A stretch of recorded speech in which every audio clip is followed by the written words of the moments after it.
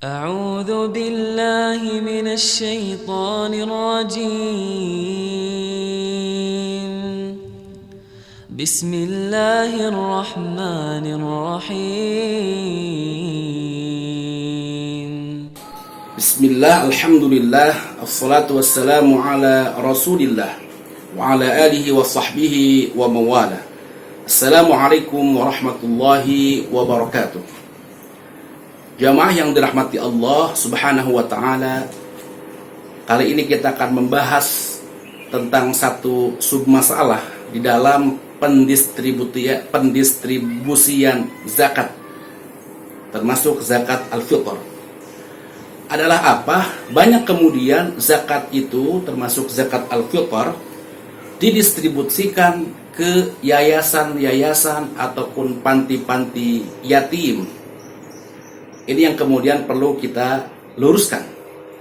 Kita akan awali dengan satu ayat Allah dalam surah At-Taubah ayat 60. Ini ayat bicara tentang 8 golongan orang yang berhak menerima zakat, yang kemudian disebut mustahiq, yang wajib mengeluarkan disebut muzakki.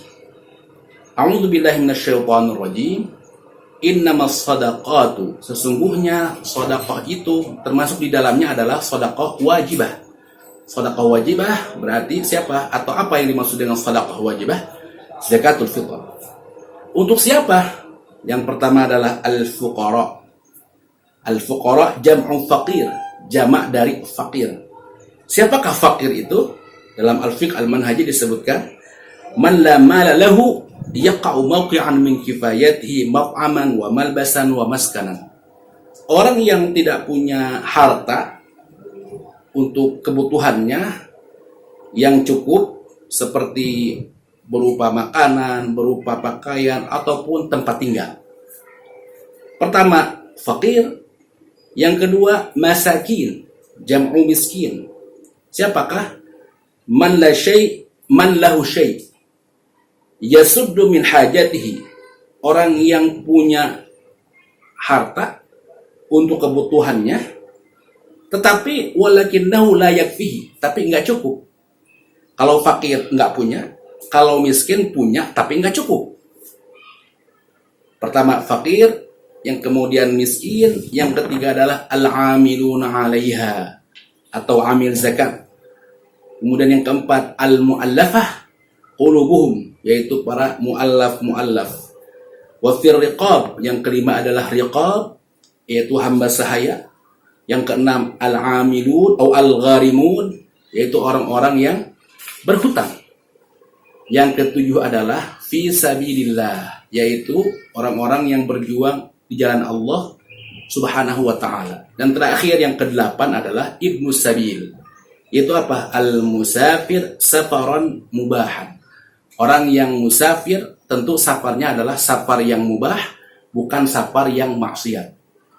Maka jamaah yang dirahmati Allah subhanahu wa ta'ala, tidak kita menemukan kata yatim di dalam surah At-Taubah ayat 60. Maka bagaimana kalau atau apa yang terjadi selama ini di masyarakat berupa penyaluran zakat ke panti-panti yatim? Maka perlu kemudian kita luruskan. Apa yang kita luruskan? Sesungguhnya kita mendistribusikan zakat kepada panti-panti yatim bukan karena keyatimannya. Karena yatim itu dimungkinkan ada dua kondisi. Yang pertama adalah seseorang yatim, tapi dia punya harta yang banyak, punya harta yang cukup. Memang dia ditinggalkan oleh orang tuanya, oleh bapaknya, atau bahkan ibunya. Tapi hartanya cukup untuk sekolah, dan seterusnya kebutuhannya cukup. Maka yatim yang seperti ini, dia seorang yatim yang kaya, bukan fakir, bukan miskin, maka bukan merupakan mustahik dari zakat. Lalu kemudian kondisi yang kedua adalah orang yang yatim, yang memang dia sudah memang yatim, satu waktu juga tidak punya harta. Bisa tergolong atau terkategorikan fakir, atau juga miskin, atau dan lain sebagainya. Dan yang kita jumpai selama ini di panti-panti yatim, panti-panti asuhan, sesungguhnya mereka adalah orang yang yatim dan satu waktu memang terkategorikan fakir ataupun miskin ataupun dan lain sebagainya.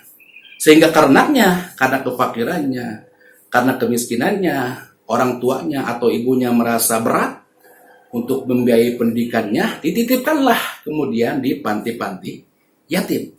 Maka sekali lagi, tidak mengapa kita meneruskan pendistribusian ini kepada panti-panti yatim, tapi kemudian mari kita luruskan, bukan karena keyatimannya, tapi memang dalam satu waktu mereka adalah imma terkategorikan fakir, wa imma terkategorikan miskin, ataupun kategori-kategori dari 8 asnaf yang ada dalam surah At-Taubah ayat 60. Semoga bermanfaat. Wassalamualaikum warahmatullahi wabarakatuh.